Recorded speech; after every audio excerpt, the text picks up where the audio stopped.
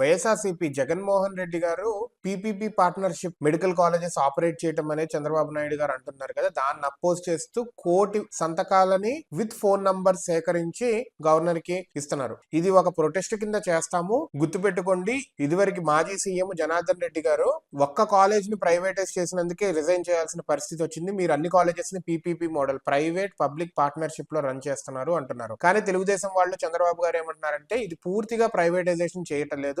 ఈ సీట్స్ ఉంటాయి కదా 150 సీట్స్ 75:75 స్ప్లిట్.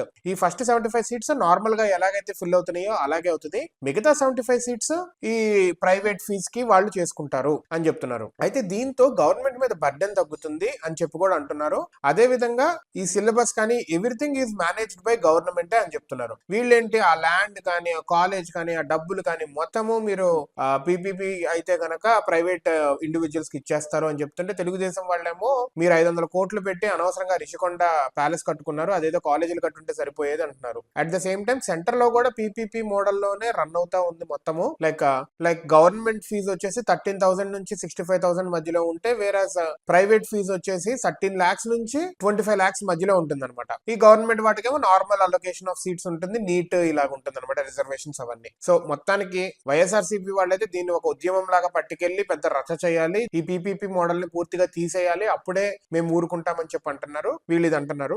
గవర్నమెంట్ దగ్గర సత్తా ఉంటే గవర్నమెంట్ నడుపుకోవాలి. గవర్నమెంట్ దగ్గరే డబ్బులు లేవు అంటే ఏం చేస్తారు?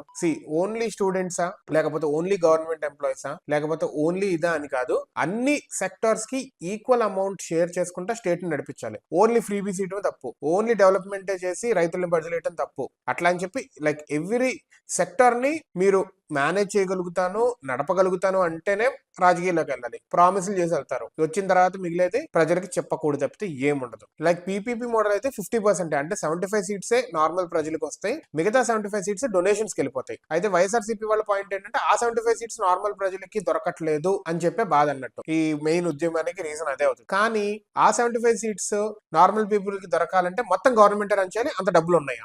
లేకపోతే ఎలా రన్ చేస్తారు? సరే, డబ్బులన్నీ తెచ్చి ఇక్కడ పెట్టి రన్ చేస్తుంటే మిగతా పనులు ఎలా చేస్తారు?